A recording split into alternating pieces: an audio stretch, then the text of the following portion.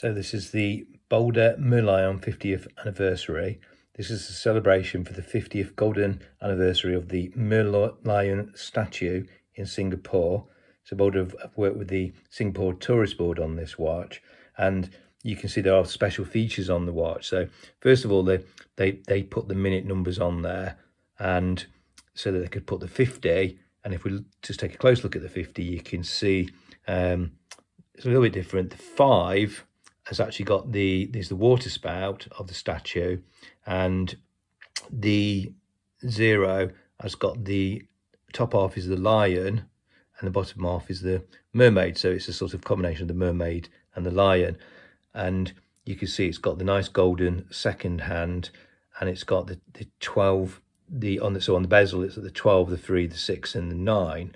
You've got the nice gold there, and all the gold bits, when you know, in the dark, when you see the lume of this watch, all those golden bits are in green, and then the rest of the numbers on that watch actually glow in blue. And then if we turn that over, you can see it's got a nice display case back, and again it's got the 50 the same look with the line and the mermaid and everything, and you can see the movement and everything through that one. The specification of this watch is it's 200 meter water resistance, so it's got a screw down crown. It uses the SII NH35 movement, which is a very reliable workhorse movement. Movement usually runs between about minus and plus 20 a day, but most of these sort of watches using this movement will have some form of regulation and run within about 5 to 10 seconds a day. I've been very lucky with this watch. It's actually been running pretty much spot on. So a few times I've worn this for 5 or 6 days straight, and it's been within a second. So, you know, and that does happen sometimes, but you know, it's just look at the pick, and movement, they can change over time. I've had this for a few months now, and it's, you know, it's got that nice consistency. So that's good, as long as it doesn't get magnetized or don't drop it or anything. Looks like I'm in for a good watch in the respect of the accuracy of the movement. The case is the BOLDR's newer Sapphire case, and you can see it's a nice curved, nice thin case with the drilled lugs and the sort of shape of that, so that the bracelets, and this is the bracelet they do on these Sapphire range watches, fits really nicely against that one, and has actually got the quick release as well. So that's good, and you can quickly change that for straps, and you can see the nice curved and chamfered edges and things, and just the shape of that with the crown guard. I think this is one of my favourite BOLDR cases. You know, I do really like this, so I've got a couple of watches with this new Sapphire case, and I think it's nice.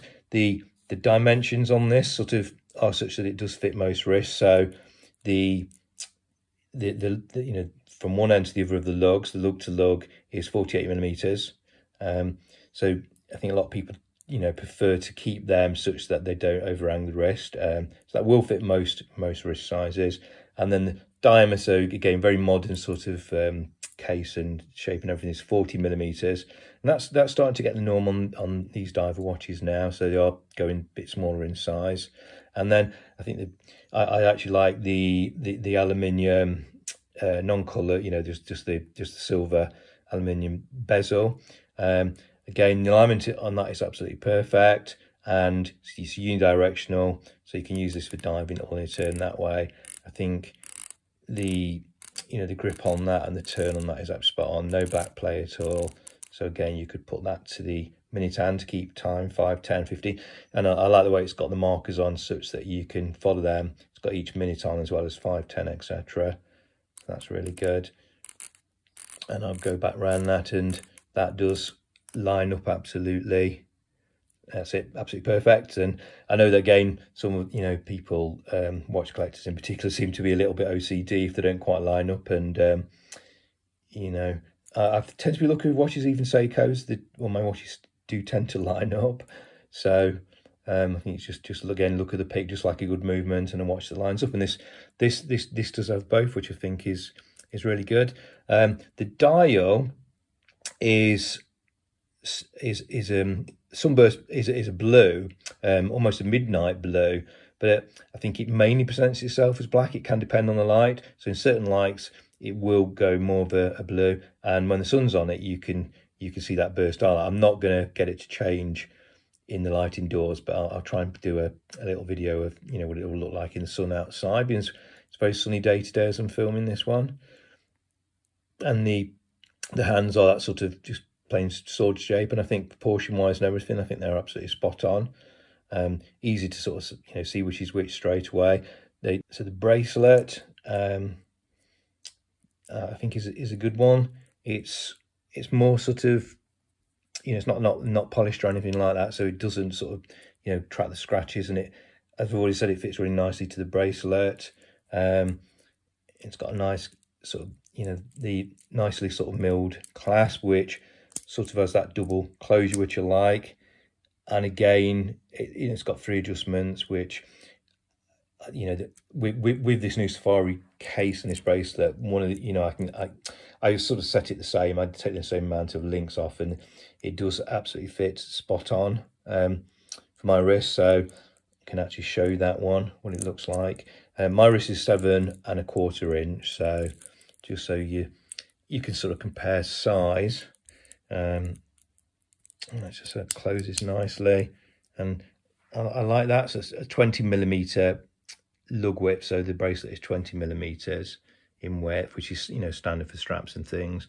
And, you know, that's what it looks like on my 7 1/4 wrist, and I think it will fit most wrist sizes. You can see I've got, you know, plenty more on top of the 48 there. So you know, I think you know, by today's standards, watches I've got a bit smaller, that is really a good size, and I think it would suit most people. I'm just going to have a look at the Lume, and let's just put some light on and get that one charged up.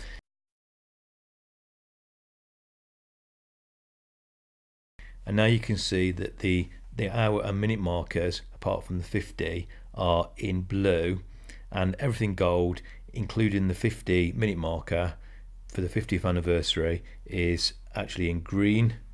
And also you can see that the hands are in green as well. What I do like about this watch, first of all, it's a Garda watch, go anywhere, do anything watch. It's got this tough sapphire crystal, 200-meter water resistance, etc. I like the fact it's a collaboration watch, and this is a particularly good one. It's a Singapore-based company, and this is for Merlion Park in Singapore, so I think that's a really good one. It's limited edition. I do actually like the Safari case. That's quite a new one for BOLDR, and, you know, I really like this. Nice, it's good style, good dimensions, etc.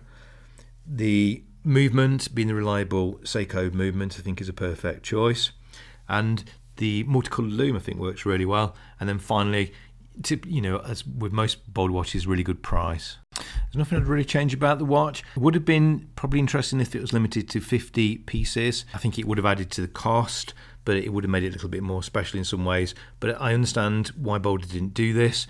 Would have been less watches available, and the actual cost of, you know, setting up and manufacturing this watch would have been really expensive, and probably made it so having to add the price of the watch would have made, you know, not so many people wanting to buy the watch. A Norfolk night, the world is cold. We stand surrounded, we are not alone. We